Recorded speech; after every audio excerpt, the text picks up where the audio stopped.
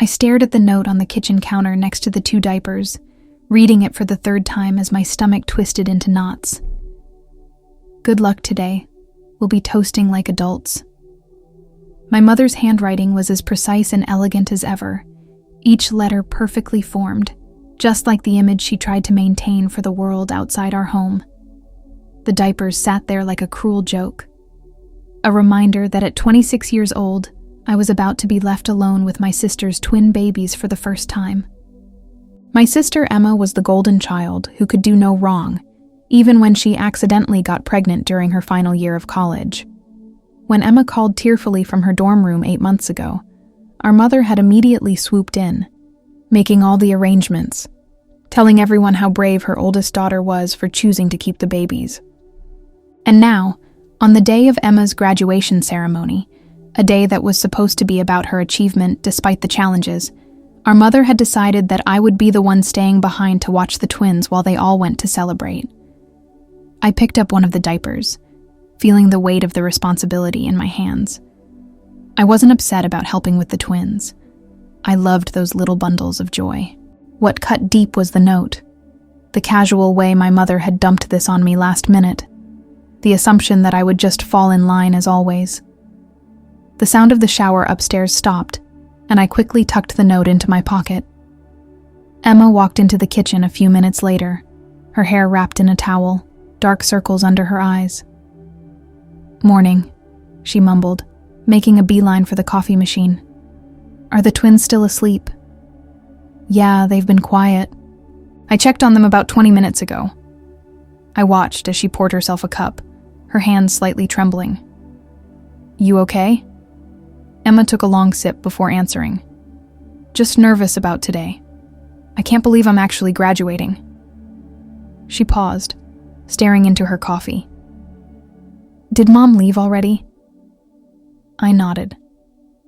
"Said something about picking up your cap and gown." "Of course she did." Emma rolled her eyes. "She probably wants to inspect it for wrinkles or something." The tension between us softened a bit.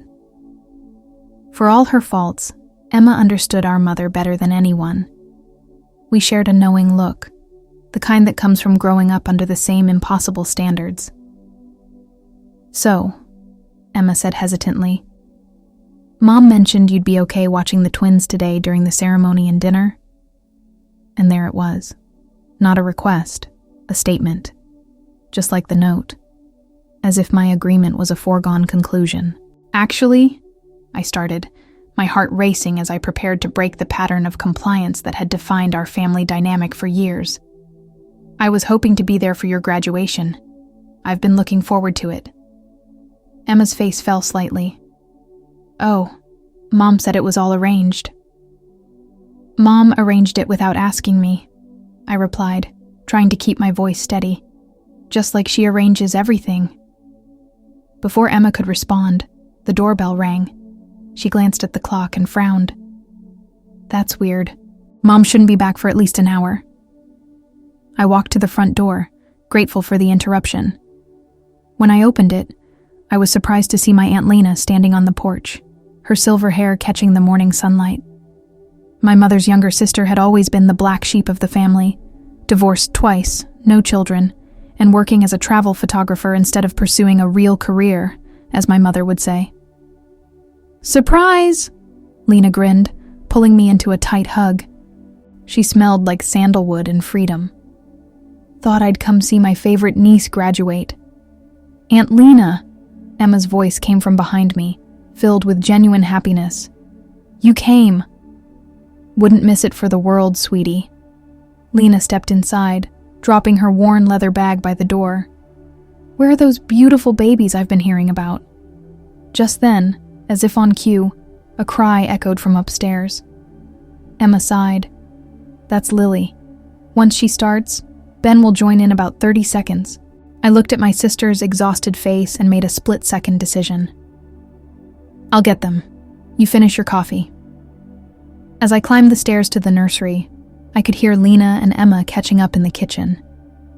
The familiar weight of family expectations settled on my shoulders again. Being the responsible one, the reliable one, the one who never complained. The nursery was bathed in soft morning light filtering through the pale yellow curtains. Lily was squirming in her crib, her tiny face scrunched up in displeasure, while Ben was still sleeping soundly in the crib beside hers. I picked Lily up gently, cradling her against my chest. "Shh. It's okay, little one," I whispered, swaying back and forth. "Auntie's got you." Lily's cries softened as I changed her diaper with practiced hands. By the time I finished, Ben was stirring too, right on schedule. With both babies changed and settled, I carried them downstairs to find Emma and Lena deep in conversation at the kitchen table. They fell silent when I entered, exchanging a look that made me instantly suspicious. "What?" I asked, carefully transferring Lily to the baby swing. "Nothing," Emma said too quickly. "Just talking about today." Lena, never one for subterfuge, rolled her eyes. "Your mother called. She's furious I'm here." She mimicked my mother's voice perfectly.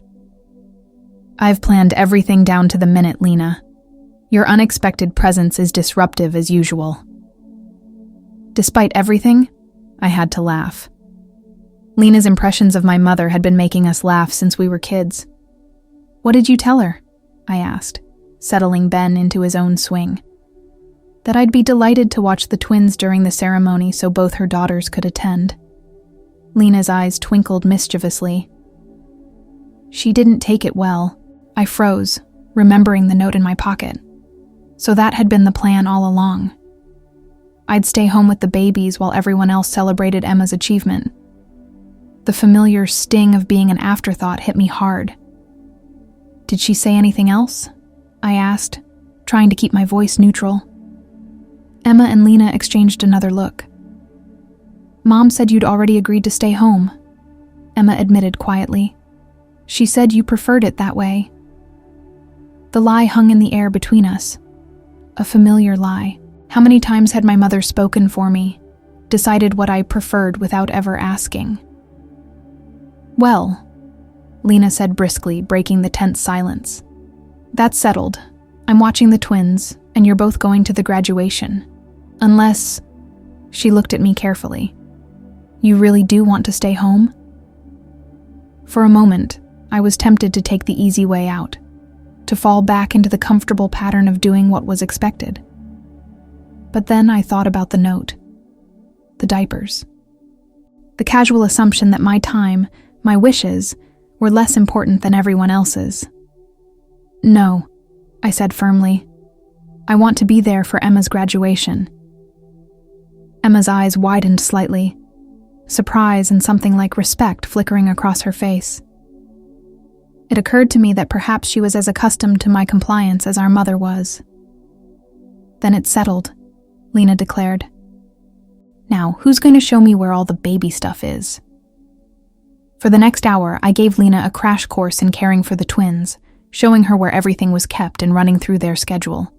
By the time we finished, I could hear my mother's car pulling into the driveway.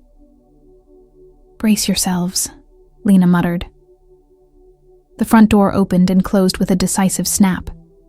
My mother swept into the kitchen, her arms laden with garment bags. Her smile froze when she saw Lena. "Helena," she said coolly. "What a surprise."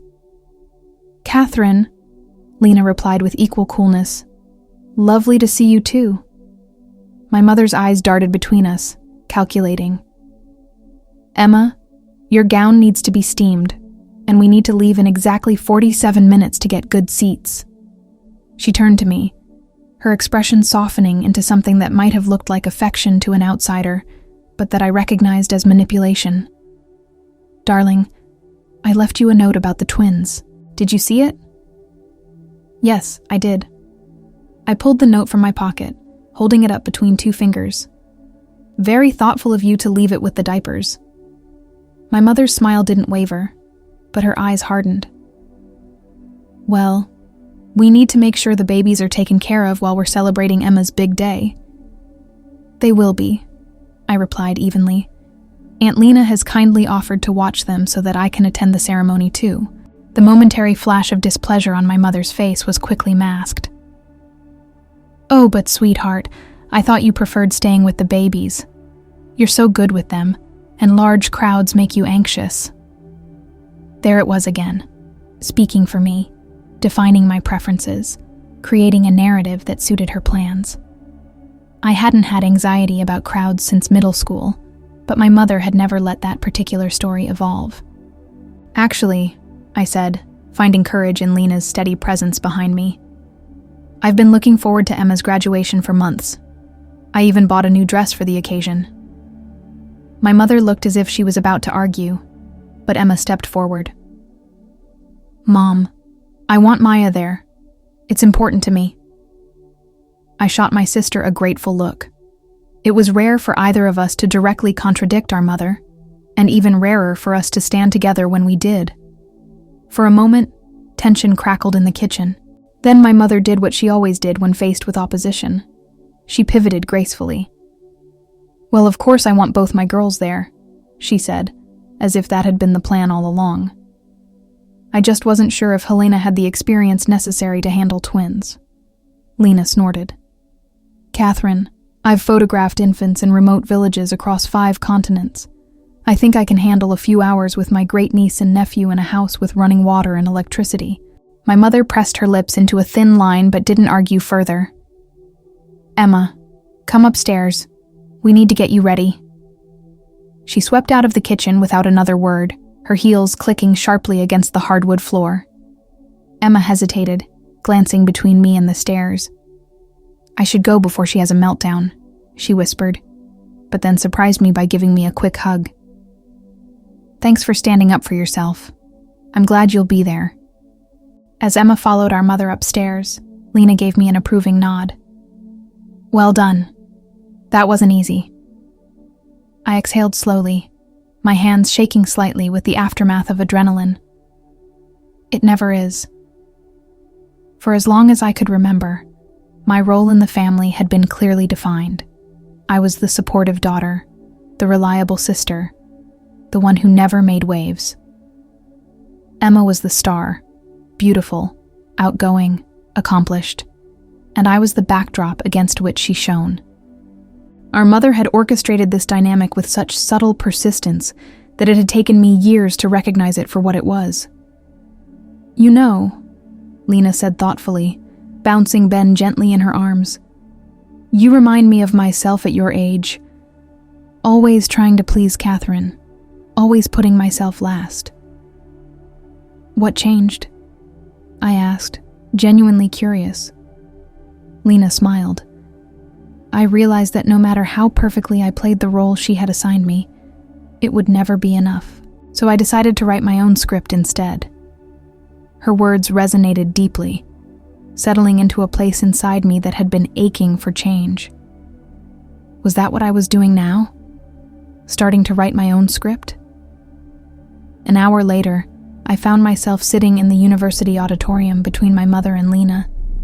The ceremony was long, but my heart swelled with pride when Emma's name was called.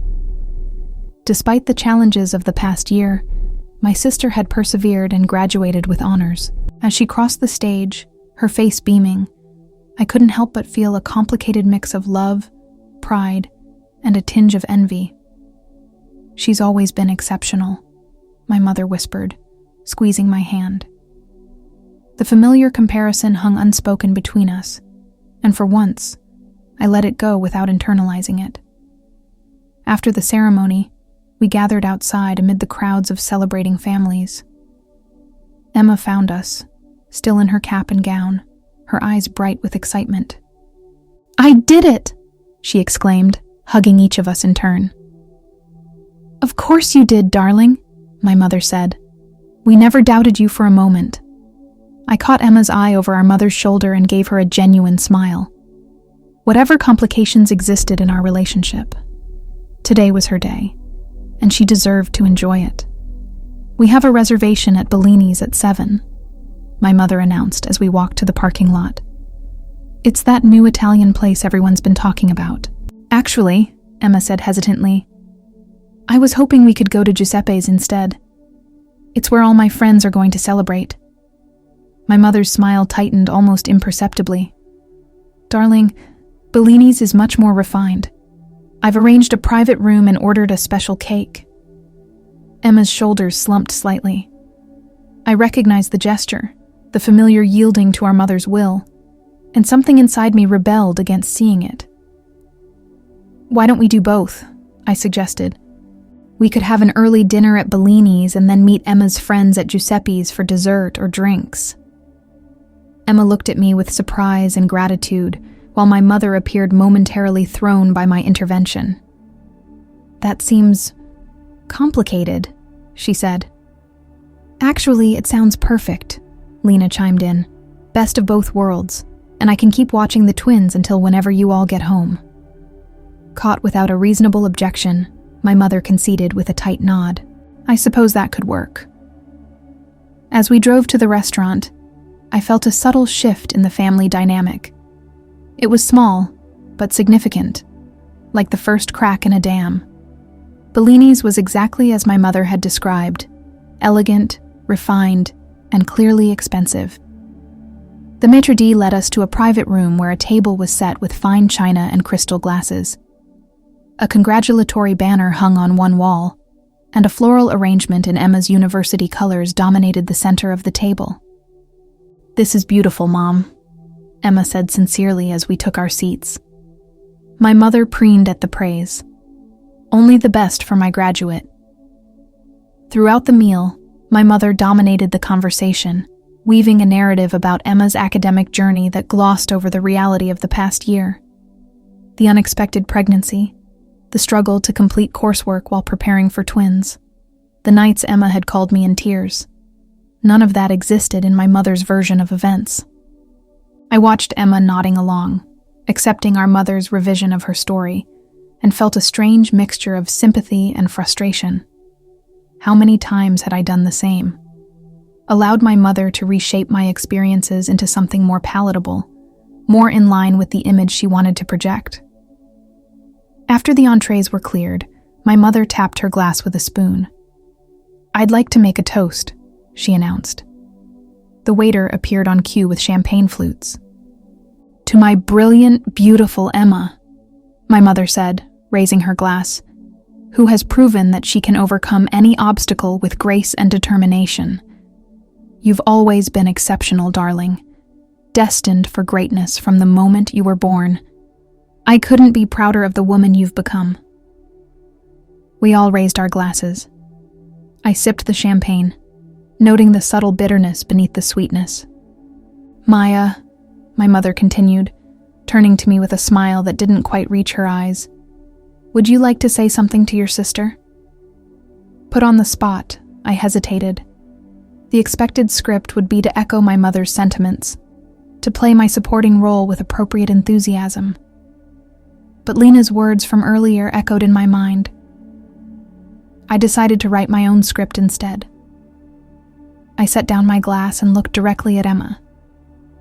"I'm proud of you, Em. Not just for graduating or for being exceptional, but for being brave.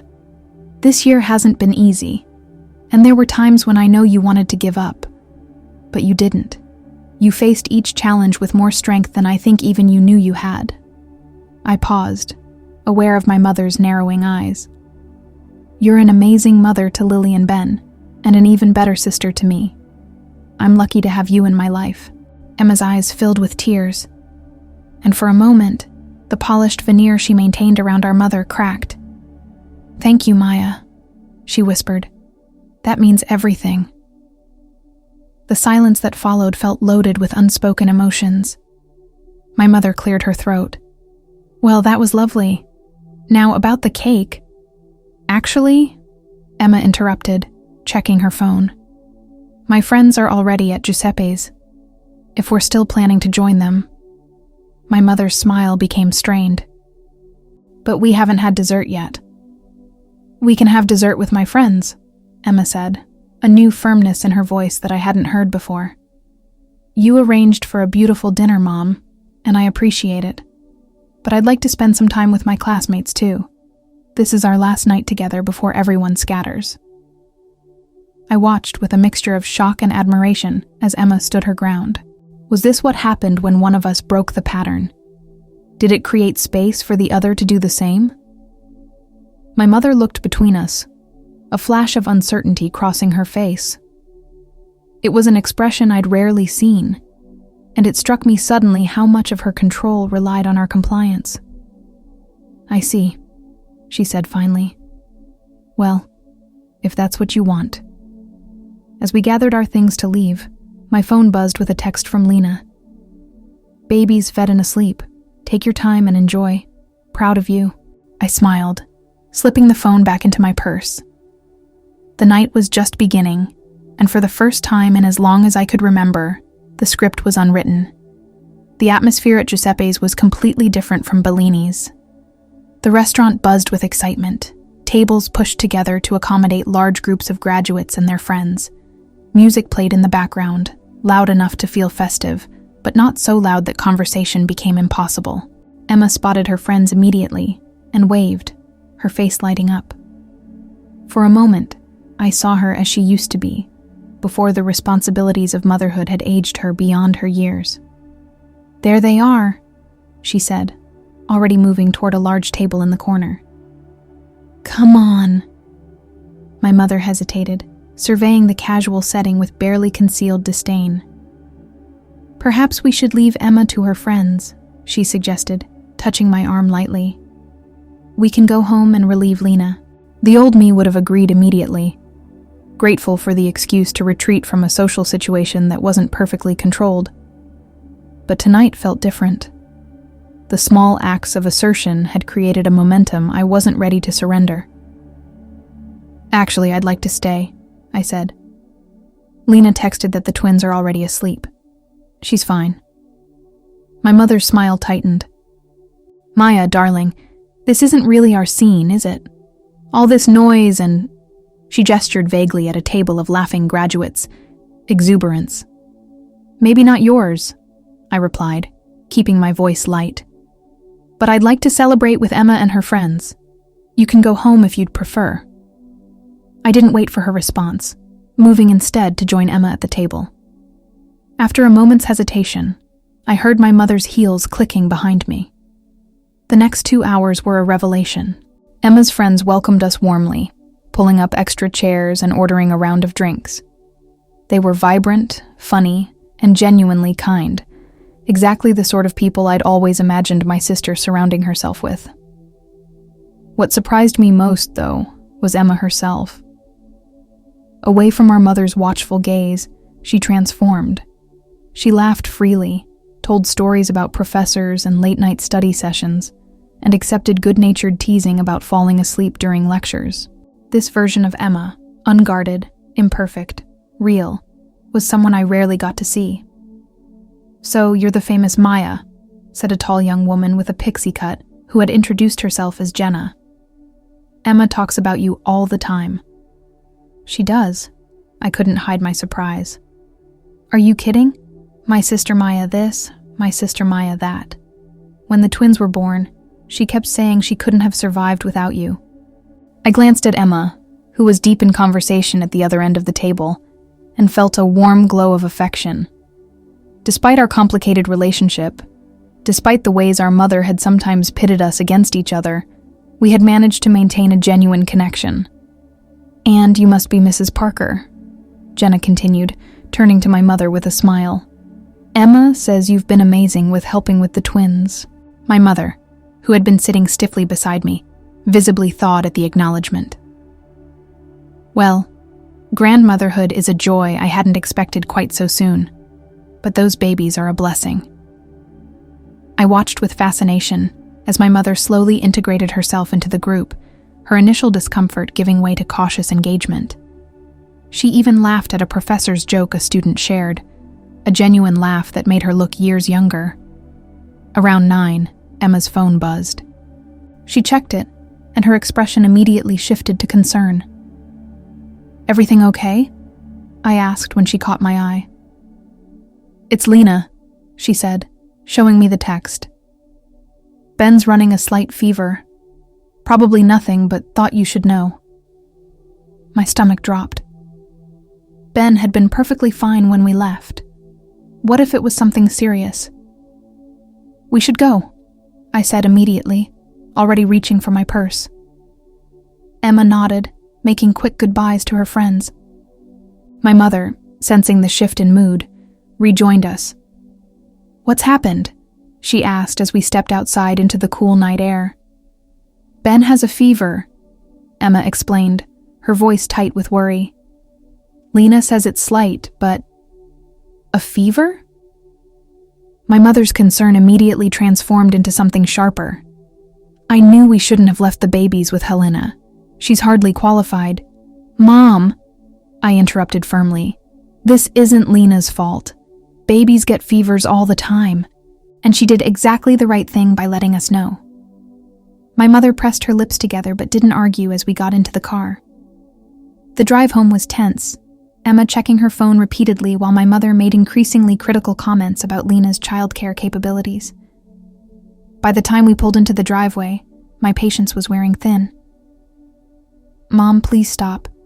You're only making Emma more anxious, and it's not helping anything." To my surprise, she fell silent. I caught a glimpse of her expression in the rearview mirror. A fleeting look of chastened recognition that she was, in fact, making things worse. We found Lena in the nursery, holding Ben against her shoulder and swaying gently. His little face was flushed, but he wasn't crying. "His temperature is 100.2, Lena reported calmly as Emma rushed to take him. "Started about an hour ago. I've been keeping him hydrated, and he took a little formula about 20 minutes ago." Emma pressed her lips to Ben's forehead. "He does feel warm." "I called my pediatrician friend," Lena added. "She said at his age, anything under 101 isn't cause for major concern, but to keep monitoring him and call the doctor if it goes up, or if he seems lethargic." "You called a friend instead of a proper doctor?" My mother couldn't seem to help herself. "Emma, perhaps we should take him to the emergency room to be safe." "Mom, a slight fever doesn't warrant an ER visit," Emma said firmly. "Lena did everything right. We'll keep an eye on him tonight and call the pediatrician in the morning if needed." I expected my mother to push back, to insist on taking control as she always did. Instead, after a moment's hesitation, she nodded. "You're right. You're his mother. You know best." Emma looked as surprised as I felt. Our mother deferring to someone else's judgment, especially on a matter of childcare, was unprecedented. "I'll make some tea," my mother said, turning toward the door. "We could all use something calming, I think." As she left the nursery, Lena, Emma, and I exchanged looks of astonishment. "Did that just happen?" Emma whispered. "I think it did," I replied. "Are we in an alternate universe?" Lena chuckled softly. "Don't get too excited. Your mother doesn't change overnight, but this..." She gestured to include all of us. "This feels like progress." While Emma settled into the rocking chair with Ben, I helped Lena check on Lily, who was still peacefully asleep in her crib. "Thank you for today," I said quietly. "For everything." Lena squeezed my hand. "You did the hard part yourself, Maya. I just created a little space for you to do it." Downstairs, I found my mother in the kitchen, methodically arranging teacups on a tray. I stood in the doorway watching her for a moment, struck by how small she suddenly seemed. Had she always been this tiny, this fragile looking? Or was it just that my perception of her was changing? "Can I help?" I asked. She jumped slightly, then gestured to the kettle. "It should be ready in a minute." I leaned against the counter beside her, neither of us speaking. The silence between us felt different than usual, less charged, more contemplative. "You and Emma handled that well," she said finally. "With Ben's fever, you were calm and sensible." "We learned from watching you," I replied truthfully. For all her faults, my mother had always been unflappable in a crisis. She smiled faintly at that. "I suppose I've taught you something useful, after all." "Many useful things," I said, surprising myself with the admission. "Your strength, your determination, your attention to detail. Those are valuable traits, Mom." The kettle whistled, and she busied herself with pouring the hot water into the teapot. but not before I caught the flicker of emotion across her face. "I only ever wanted what was best for you girls," she said, her voice uncharacteristically hesitant. "To give you every advantage, every opportunity." "I know," I said, and I did know, in a way I hadn't fully understood before. My mother's controlling nature, her insistence on perfection, her constant orchestration of our lives, all of it came from a place of fierce, if misguided, love. "Sometimes I wonder if I've done more harm than good," she continued, still not looking at me. "If my methods have been too harsh." The vulnerability in her voice took me aback. My mother never admitted doubt, never questioned her own actions. For her to do so now felt monumental. "We all do the best we can with what we know," I said gently. "You, me, Emma. We're all just trying to figure it out as we go." She nodded, blinking rapidly, and I realized with a shock that she was fighting back tears. On impulse, I reached out and took her hand. It was cool and dry, familiar and yet somehow new, as if I was truly feeling my mother's touch for the first time. "I'm proud of both my daughters," she said quietly. "I know I don't say it enough, and I know I focus too much on achievements and milestones. But I am proud of who you are, Maya, not just what you do." The words I'd waited a lifetime to hear. They weren't perfect, and they didn't erase years of complicated history, but they were sincere, and in that moment, they were enough. "Thank you," I whispered, squeezing her hand. We carried the tea tray upstairs together. A small peace formed between us. It wasn't a resolution or a happily ever after, but it was a beginning. In the nursery, Emma had fallen asleep in the rocking chair. Ben snuggled against her chest. His cheeks were still flushed, but his breathing was deep and even. Lily remained undisturbed in her crib, one tiny hand curled against her cheek. Lena took a photo with her phone, capturing the peaceful scene. "That's one for the album," she murmured. My mother set down the tray and carefully draped a blanket over Emma and Ben. The tenderness of the gesture made my throat tight.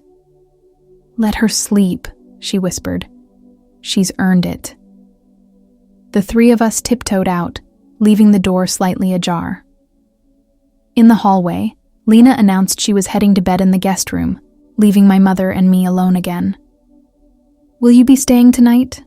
my mother asked. "Your old room is always ready." I hadn't planned to, but suddenly the thought of returning to my empty apartment held little appeal. "Yes, I think I will." She nodded, seemingly pleased. "Good. I'll see you in the morning then. Good night, darling." "Good night, Mom." As she walked away, I felt a curious lightness. The weight of unmet expectations and unspoken hurts hadn't disappeared, but it had shifted somehow, become more bearable. In my childhood bedroom, everything was exactly as I'd left it when I moved out 3 years ago. Debate trophies lined the bookshelf.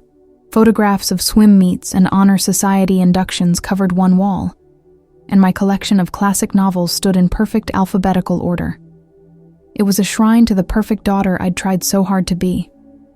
I sat on the edge of the bed, running my hand over the familiar quilt, and thought about the note I'd found that morning. "Good luck today. We'll be toasting like adults." It seemed like a lifetime ago. For years, I'd accepted my role in the family without question. The reliable one. The one who never caused problems or demanded attention. The one who could be counted on to step aside, to sacrifice, to accommodate. But today had shown me that roles could change, that I could speak up without the world ending, that my sister could stand her ground, that even my mother could bend, just a little. I woke to sunlight streaming through my old bedroom window and the distant sound of conversation downstairs. For a moment, I was disoriented, caught between past and present, before the events of the previous day came flooding back. The graduation, Giuseppe's, Ben's fever, the conversation with my mother in the kitchen. I stretched and checked my phone, 8:17 a.m. Later than I usually slept, but the emotional roller coaster of yesterday had left me exhausted. I got up and quickly changed into the spare clothes I kept in my old dresser, then made my way downstairs. The scene in the kitchen stopped me in my tracks. Emma was at the stove flipping pancakes, Lena was feeding Lily in her high chair, and my mother was holding Ben, making silly faces that had him giggling. It was so domestic, so normal, and yet so unlike our typical family dynamic that I almost felt like I was intruding on someone else's life. "There she is," Lena announced, spotting me in the doorway. "We were starting to think you might sleep all day." "Morning," I mumbled, making my way to the coffee pot. "How's Ben doing?" "Much better," Emma replied, sliding a perfect pancake onto a growing stack. Fever broke around 3 a.m. Whatever it was, it passed quickly. "Thank goodness," I said, reaching out to stroke Ben's soft cheek. He grabbed my finger with surprising strength, babbling happily. "I think he was just overtired," my mother said. "Too much excitement yesterday with all the comings and goings." There was no accusation in her voice, just a statement of fact. Another small miracle. We settled around the table for breakfast, passing plates and syrup in a choreography that felt both familiar and new. The conversation flowed easily, centered mostly on Emma's plans now that she had graduated. "I've been thinking about taking that remote position with Meridian Publishing," she said, cutting a pancake into tiny pieces for Lily. "The hours are flexible, and I can work from home most days." "That sounds perfect," I said. "You always wanted to work in publishing." My mother frowned slightly. "But darling, what about the internship at Carlton & West? That law firm would be such an excellent stepping stone, and the starting salary." "Mom," Emma interrupted gently but firmly. "I've never wanted to be a lawyer. That was your dream for me, not mine. I love books, I love editing, and Meridian is offering me a chance to do what I love while still being present for Lily and Ben." I held my breath, waiting for the familiar pattern to reassert itself. My mother pushing, Emma eventually yielding. But instead, my mother was quiet for a long moment, then nodded slowly. "You're right," she said. "It's your life, your choice. And being present for the children is important. I just want security for all of you." "I know, Mom," Emma said softly. "And I appreciate that. But sometimes security isn't just financial." The conversation moved on, but I kept glancing at my mother, trying to reconcile this new, more receptive version with the woman who had left me that note just yesterday morning. After breakfast, Lena announced she needed to head out. "I've got a flight to catch this afternoon. Off to Norway for a magazine assignment." "So soon?" Emma asked, clearly disappointed. "I was hoping you'd stay a few days." "Sorry, sweetie, work calls. But I'll be back in August, and I expect lots of pictures of these little ones in the meantime." She hugged Emma tightly, then turned to me. "Walk me out?" At the front door, Lena pulled me into a fierce embrace. "I'm proud of you," she whispered. "Remember what I said about writing your own script?" "I will," I promised. "And thank you. For everything." She stepped back, studying my face. "You're stronger than you think, Maya. Always have been. You just needed to believe it yourself." After Lena left, I rejoined my mother and Emma in the living room. The twins were playing on a blanket on the floor, surrounded by colorful toys.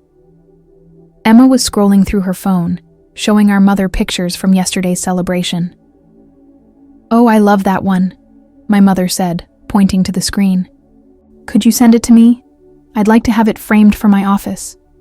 "Sure," Emma replied, then glanced up at me. "Maya, I forgot to mention, I got a call from Professor Winters this morning. He recommended me for that children's book editing workshop in Chicago next month. It's a huge opportunity, but..." She hesitated. "It's a full week, and I'd need someone to help with the twins." I could see the conflict on her face. The workshop was exactly the kind of opportunity she needed to advance in her chosen field, but leaving the twins for a week would be difficult. "When exactly is it?" my mother asked, picking up a stuffed rabbit that Ben had dropped. "The 3rd week of June," Emma replied. "All expenses paid, and it could lead to some amazing connections." My mother nodded thoughtfully. "Well, I could certainly take some time off to help. Between Maya and me, we could manage the twins for a week, couldn't we?" She looked at me expectantly, and I felt a familiar pressure building, the old pattern starting to reassert itself. Of course I would help. Of course I would adjust my schedule, take time off work, do whatever was needed. That was my role. But something had changed. The note from yesterday still lingered in my mind, the casual assumption that I would fall in line, that my time was less valuable, my plans less important. "Actually," I said slowly, measuring my words, "I have an important presentation that week for the Thompson account. I've been working on it for months, and it could mean a promotion if it goes well." I held my breath, waiting for the guilt trip, the subtle manipulation, the implication that my career wasn't as important as Emma's opportunity. Instead, my mother nodded. "That's wonderful, Maya. The Thompson account is significant. You've mentioned how hard you've been working on it." She had been listening. All those phone calls where I'd talked about work, I'd assumed she was only half paying attention, waiting for me to finish so she could steer the conversation back to Emma or the twins. But she had been listening. "Perhaps we could work out a schedule," my mother continued. "I could take the bulk of the childcare that week, and maybe you could help in the evenings after your presentation preparation is done. And I'm sure Emma's friends would be willing to pitch in as well." The collaborative approach, the acknowledgement of my career, the lack of assumption that I would simply drop everything. It was so unexpected that for a moment I didn't know how to respond. "That sounds reasonable," I finally managed. "We can figure out the details as the date gets closer." Emma looked between us, a small smile playing at the corners of her mouth. "Is this what growth looks like? Because I'm kind of loving it." My mother laughed, a genuine, unguarded sound that I hadn't heard in years. "I suppose it is. Old dogs, new tricks and all that." "You're hardly old, Mom," I said automatically. "Old enough to know better than to keep making the same mistakes," she replied, with a self-awareness that took my breath away. Later that afternoon, as I was preparing to leave, my mother came into my old room while I was packing my overnight bag. "I found something while cleaning out some old files last week," she said, holding out a folded piece of paper. "I thought you might like to have it." I took it curiously. It was a drawing I had made in 2nd grade, a colorful, childish depiction of our family. My father, who had left when I was 9, stood tall on one side. My mother, Emma, and I held hands in a row, stick figures with enormous smiles. "My family" was written across the top in wobbly letters. "I don't remember this," I said, touching the faded crayon marks gently. "You were always drawing back then," my mother said, sitting on the edge of the bed. "Before the debate team and the swim meets and all the academic competitions. You loved art." I had forgotten that. Somewhere along the line, creative pursuits had been replaced by activities with measurable achievements, competitions that could be won, skills that looked good on college applications. "What happened?" I asked, not really expecting an answer. My mother sighed. "Life, expectations, the endless pursuit of excellence." She paused. "My insecurities." I looked up sharply at that last admission. My mother had never acknowledged insecurity before. "After your father left," she continued, "I was terrified of failing you girls, of not providing enough, not preparing you enough for a world that can be cruel. I thought if I could make you both perfect, strong, smart, accomplished, then nothing could hurt you the way I'd been hurt." The vulnerability in her voice made my chest ache. "Mom," I know now that was wrong, she said quietly. That in trying to protect you from pain, I've caused some of my own. The note I left you yesterday. She shook her head, looking genuinely remorseful. It was thoughtless and presumptuous. I sat down beside her, the childish drawing still in my hands. We all make mistakes. Yes, but some of us keep making the same ones for decades, she said with a rueful smile. I'm trying to do better, Maya. I can't promise I'll change overnight, but I am trying. I know, I said, and realized I meant it. The shift I'd sensed yesterday wasn't just a momentary aberration. It was the beginning of something new. Something that would require patience and forgiveness from all of us. I carefully refolded the drawing and placed it in my bag. Thank you for this. It's a good reminder of where we started. And where we might go from here? She suggested hopefully. Yes, I agreed. Exactly that. When it was time to leave, Emma hugged me at the door, the twins balanced expertly on her hips. Thank you for yesterday, she whispered. For standing up for yourself. It helped me stand up for myself too. We're works in progress, I replied, kissing both babies on their foreheads. My mother stepped forward for her goodbye. Instead of the usual air kiss beside my cheek, she embraced me properly, holding on a beat longer than normal. Call me when you get home safely, she said, a request rather than a command. I will. As I drove away, I glanced in my rearview mirror at the three of them standing in the doorway. My mother, Emma, and the twins. My family, complicated and imperfect and evolving. The note that had started it all, good luck today, we'll be toasting like adults, had been intended as a dismissal, a reminder of my place in the hierarchy. But it had become something else entirely, a catalyst for change, a small fracture in the patterns that had defined us for too long. We had indeed toasted like adults yesterday, not just with champagne and celebration, but with honesty and accountability and the beginnings of mutual respect.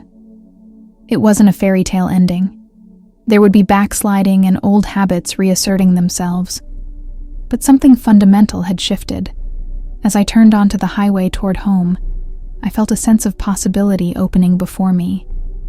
The script wasn't written yet. The story wasn't over. We were all just beginning to discover who we could be, together and apart. And for the first time in a very long time, I was excited to find out.